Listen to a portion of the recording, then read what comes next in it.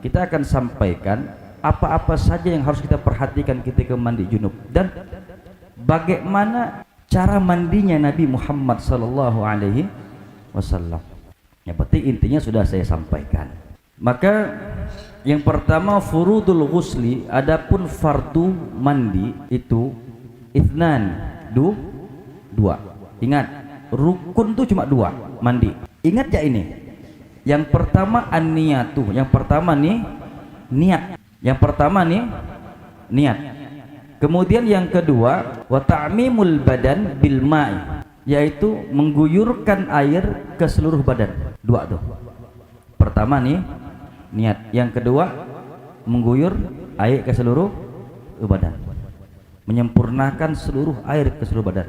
Nah, ingat dua ini, meratakan air. Nah, bagaimana niat tadi? Maka di sini kita sering dengarkan nawaitul ghusla li raf'il hadatsil akbari fardholillahi ta'ala.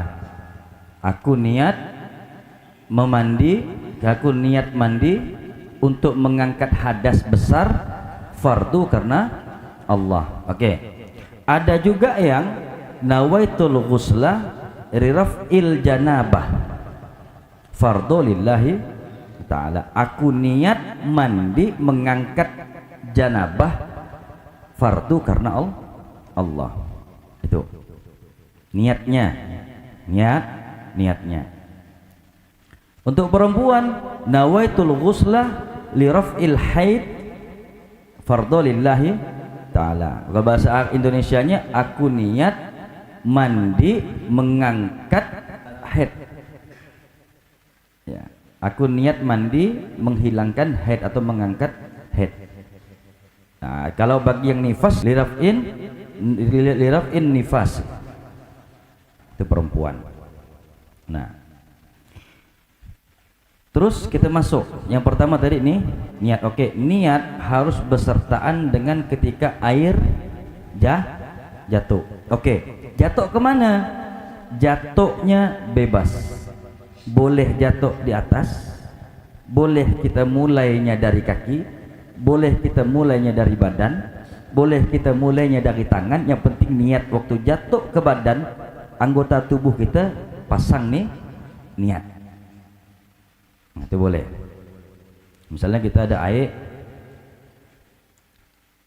nawaitul ghusla li raf'il hadas fardholillahi ta'ala. Nah, mau tidak ada sebagian anak dah kita mandi dah.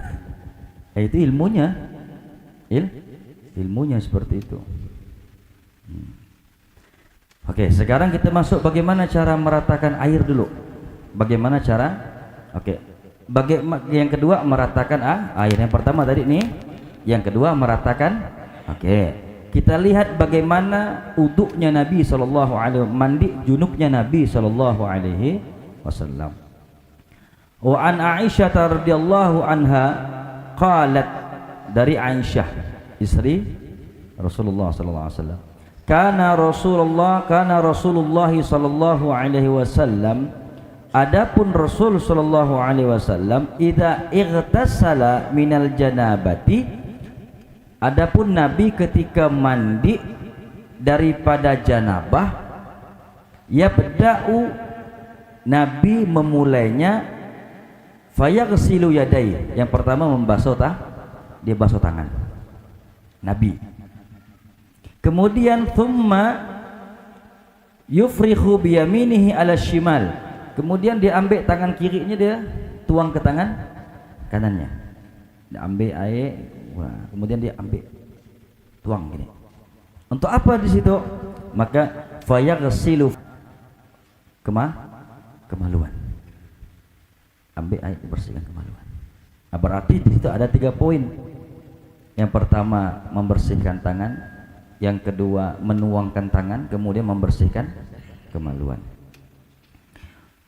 Tsumma yatawadda, kemudian berwudu. Nah, ini cara Nabi nih. Kemudian setelah dia membersihkan kemaluannya, kemudian Rasulullah berwudu. Tsumma ya'khudul ma'a, kemudian dia mengambil, setelah dia berwudu dia mengambil air, fayadkhil asabi'ahu fi usuli sya'ri, Kemudian diambil air lagi, dia celah-celah dia punya, Rasulullah celah-celah kepalanya, dibasahkan. Jangan sampai tidak basah, dibasahkan kepalanya. Tsumma hafana ala ra'si thalatha hafna. Kemudian dia mengguyurkan 3 kali di kepala, guyurkan 3 kali. Tsumma afadha ala sa'il jasadi tsumma ghassala rijlain. Kemudian terakhir Rasulullah membasuh kedua terakhir penutup. Oke. Nanti kita jelaskan. Maka di dalam mazhab Syafi'i, Imam Abu Suja' menetapkan dalam mempraktikkan mandi janabah ini, pertama niat, dirincikannya, pertama nih niat, yang kedua membersihkan badan dari najis tadi, membersihkan badan dari najis, yang ketiga mengalirkan air ke seluruh tubuh dari rambut sampai ujung kaki. Nah ini, jadi kita prakteknya, tak mungkinlah kita nak praktek basah nanti, ini nih praktek. Perhatikan ya, bagaimana tata caranya, bagaimana tata caranya. Oke, ini yang penting. Pertama, ini pegang betul nih ya. Pertama, membasuh anggota tubuh yang nampak, yang keluar. Membasuh anggota tubuh, jangan sampai tidak basah, yang di luar. Oke, maaf. Ini kita bukan nak ini ilmu nih. Laki-laki atau perempuan harus membasuh terlebih dahulu, maaf, lubang juburnya. Karena waktu kita berak buang air, jubur itu keluar tak? Pernah nengok tak? Kalau kita berak, ada keluar tak tuh? Keluar. Kau tak pegang, nanti praktek di rumah tengok, coba kau berak dia, aku tengok dia itu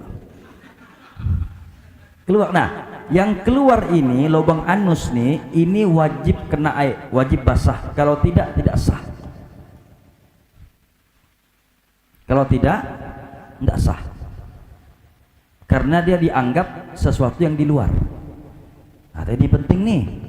Oke. Yang kedua, ibu-ibu dengar? Ibu-ibu dengar? Oke.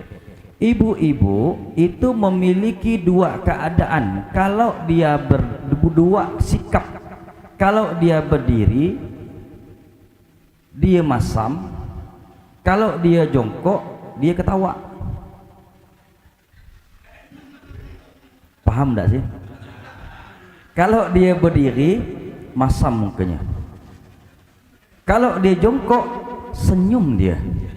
Oke? Nah, ibu-ibu kalau jongkok, ketika ibu melihat apa yang tampak di luar itu wajib dibasuh. Wajib dibasuh.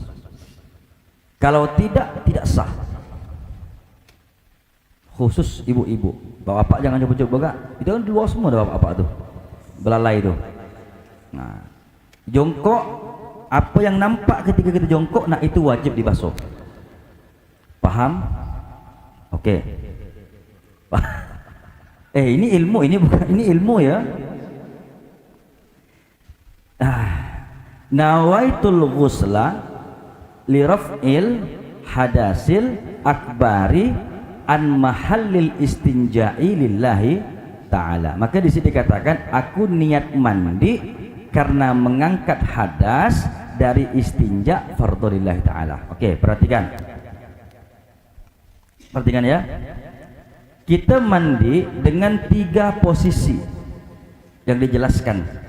Pertama, sebelum ibu-ibu, abang-abang mandi, terlebih dahulu jongkok dulu. Jongkok, kemudian membasuh ini.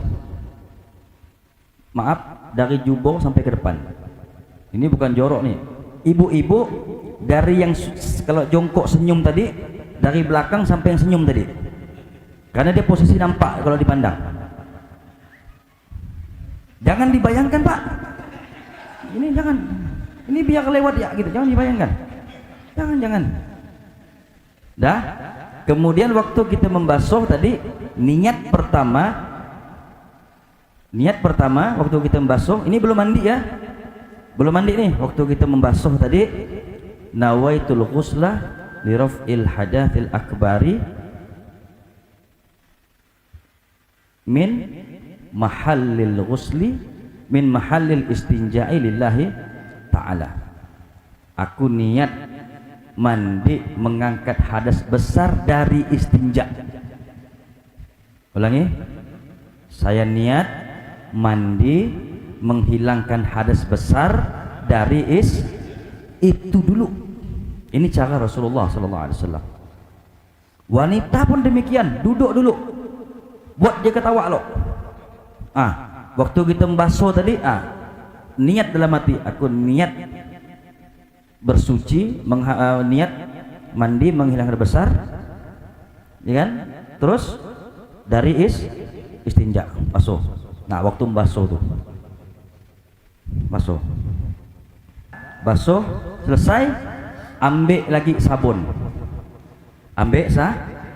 basuh lagi pakai sabun,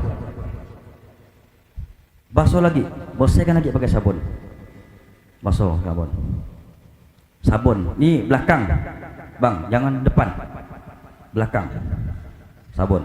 Dah selesai, jangan diganggu lagi daerah ini, dah bersih. Ibu-ibu jangan diganggu lagi daerah ini, dah bersih. Karena udah disabun tadi kan. Oke, selesai. Kemudian berwudu. Paham tak nih? Tadi bersihkan dulu. Nawaitul ghusla li raf'il hadasil akbari min istinja'i lillahi ta'ala. Wah, bersihkan. Ini adab. Jadi Rasulullah mengajarkan demikian. Bersihkan. Dah bersihkan, habis itu ambil sabun, bersihkan pakai sabun. Tuh, bersihkan. Dah selesai. Oke. Udah selesai, langsung kata Rasulullah berwudu. Wudu seperti wudunya kita mau sholat. Wudu. Ini yang diajarkan Nabi. Wudu. Kumo-kumo. Nih, wudu. Udah selesai wudu, baca doa wudu. Asyhadu an la ilaha illallah wa asyhadu anna Muhammadan abduhu wa rasuluh. Allahumma ja'alni minat tawwabin wa ja'alni minal mutatahhirin wa ja'alni min ibadikas salihin. Amin. Selesai. Ketika setelah berwudu, tinggal ambil dua posisi. Mau langsung mandi atau lanjut cari istri. Boleh. Atau makan atau minum. Kenapa? Karena kalau kita dalam keadaan istinja, junub, tidak berwudu, langsung makan minum atau langsung berhubungan sama istri yang kedua kali, maka itu hukumnya makruh. Oke. Dan tadi yang pertama bersihkan istinja, yang kedua berwudu. Nah, setelah berwudu barulah kita mandi. Nah, perhatikan, waktu kita ngambil air pertama kali, ini kan udah bosai semua nih. Oke, waktu air itu jatuh di kepala, langsung kita membaca nawaitul ghusla, atau bahasa Indonesianya aku niat mandi mengangkat janabah. Aku niat mandi janabah fardhulillahi ta'ala, atau aku niat mandi hadas besar karena Allah ta'ala. Aku niat mengangkat hadas besar dari janabah karena Allah. Itu lintasan hati saja ya, bukan aku niat mandi, bukan. Itu lintasnya niat mandi hadas besar lillahi ta'ala. Itu hanya lintasan saja. Oke? Perhatikan. Basahkan di kepala. Satu. Depan. Dah? Ambil lagi air. Depan sini. Ambil lagi belakang. Ambil lagi kanan. Ambil lagi kanan belakang. Ambil lagi kanan kiri depan. Ambil lagi kiri belakang. Diusap semua. Jangan kenakan ini, karena ini batal nanti. Usap sampai semua selesai, beres. Berarti mandi janabahnya selesai. Pertanyaan saya, setelah mandi janabah doa yang kita baca doa. Ibu, doa setelah mandi jenabah. Atau tak pernah berdoa, abang-abang? Setelah mandi jenabah. Anak 5 kan? Ada 4 nih. Habis mandi jenabah, doanya pasti nunduk. Doanya sama dengan doa wudu. Asyhadu an la ilaha illallah wa sallallahu alaihi wa sallam minal mutatah. Selesai udah. Oke. Doa mandi jenabah apa tadi? Doa yang dipakai Oke, go. Kemudian setelah kita mandi tadi bersabun enggak? Jangan bersabun dulu.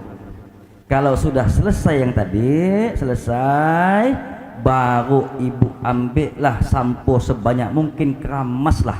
Baru tidak boleh sabun sosok gigi. Wah, boleh. Karena tadi sudah selesai. Yang jadi masalah terkadang sebelum dia mandi janabah, dia sudah bersabun, dia udah bersampo, baru niat mandi janabah. Tidak sah mandinya. Kenapa? Karena airnya bercampur dengan sabun tadi. Paham tak nih? Oke, pertanyaan saya, di antara kita siapa yang udah pernah ngerjakan macam tadi? Yang udah kerjakan tadi, istinja dulu. Ada yang pernah ngerjakan? Oke. Inilah Oke. Dan Rasulullah mengajarkan, kenapa Siti Aisyah bisa tahu? Karena Siti Aisyah mandi dengan Rasulullah. Ibu, Pak, mandi bersama itu hukumnya sunnah. Laki-laki perempuan mandi itu hukumnya sunnah. Tapi yang udah menikah, yang udah pernah belum? Kalau belum pernah, besok kerjakan. Karena ngambil sunnah. Sekali-sekali boleh. Itu sunnah. Ini bukan jorok, ini ilmu. Sekali-sekali kerjakan. Mandi sama istri, sama-sama mandi. Itu hukumnya sunnah. Tapi itu yang udah menikah. Tapi kan ini umur udah 70, cuma mandi sama-sama. Nabi itu umur 60 masih mandi bersama istri Rasulullah. Nah inilah kenapa kalau udah kita mandi bersama ada ikatan. Pertama apa? Lucu sambil ketawa. Tak ketawa, kekut semua dah. Tapi itu super serius saya. Kalau yang belum pernah coba, nanti balik nih coba. Tetap seram. Oke, berarti tadi pertama nih niat, yang kedua istinja, yang ketiga baru mandi. Selesaikan dulu seperti yang saya sampaikan yang pertama tadi. Udah selesai, barulah kita keramas. Nah, bau keramas. Nah, ini cara kaifiyah mandi yang diajarkan. Terus gimana Ustadz kalau seandainya kami ini mandi dulu? Tadi itu Bu, Pak, ketika setelah selesai mandi, setelah ibu keramas, ibu tidak kentut, ibu tidak menyentuh kemaluan, ibu tidak buang air, itu ibu tidak perlu wudu lagi. Tidak perlu wudu lagi, langsung saja. Makanya kalau kita subuh, maaf, yang penikmat subuh main subuh, kalau subuh tuh jangan susah. Kadang-kadang Allah subuh sejuk, bukan, itu yang penting tadi kerjakan. Istinja dulu, kencing dulu, meskipun kita tidak berak, tetap bersihkan karena itu bagian luar, bersihkan dulu. Nah, nawaitul ghusla li raf'il hadasil akbari an mahallil istinja'i. Nah, bersihkan, aku niat mengangkat hadas dari istinja. Nah, bersihkan. Dah, habis itu ambil air, wudu dulu, wudu kita. Dah selesai wudu, ambil air langsung niat. Langsung yang penting mengalir dia. Ambil depan, belakang. Udah, gosok, ratakan semua air, jangan sampai ada. Hati-hati ibu-ibu yang badannya suspek, ibu-ibu kan ada suspek tuh kan, perut melipat tuh. Nah, jangan sampai tak basah tuh melipatnya tuh. Tidak boleh ada satu yang tidak kena air, yang di luar nih. Dah udah selesai. ibu tak bersabun ni tak apa-apa, lap solat subuh, tidak masalah, jangan persulit. Nah cuma kalau pakai mau acara keramas, selesaikan dulu tadi, udah selesai tadi barulah kita pakai keramas, baru pakai ini. Nah mulai hari ini perbaiki mandi janabah kita, perbaiki. Nah itu tadi cara kaifiah yang diajarkan Rasulullah Sallallahu Alaihi Wasallam. Nah kalau kita tahu ini berarti kita sudah tahu bagaimana cara memandikan jenazah. Seperti itulah dia memandikan jenazah. Bersihkan istinja dulu dia, kalau bahasa kita tuh dia apa tuh, kawang apa, bersihkan dulu dia, baru diudukkan. Setelah diudukkan baru dimandikan. Nah sama dengan kita janabah, jangan terakhir baru diudukkan, tapi di tengahnya diudukkan dulu. Nah itu yang diajarkan Rasulullah Sallallahu Alaihi. Meskipun boleh, tapi kalau sudah mengaji ambillah sunnah. Artinya itu kita menghilangkan sunnah Nabi. Boleh kita mandi istinja, mandi janabah, terakhir baru kita wuduk, boleh, tidak masalah. Tapi kalau kita mau ngikut urutan ajarannya ya seperti tadi yang diajarkan Rasulullah Sallallahu Alaihi Wasallam. Kemudian ibu-ibu, khusus ibu-ibu lebih berhati-hati lagi karena rambutnya tebal. Makanya usahakan sebelum berjirus basahkan dulu kepalanya. Ibu-ibu, kenapa? Karena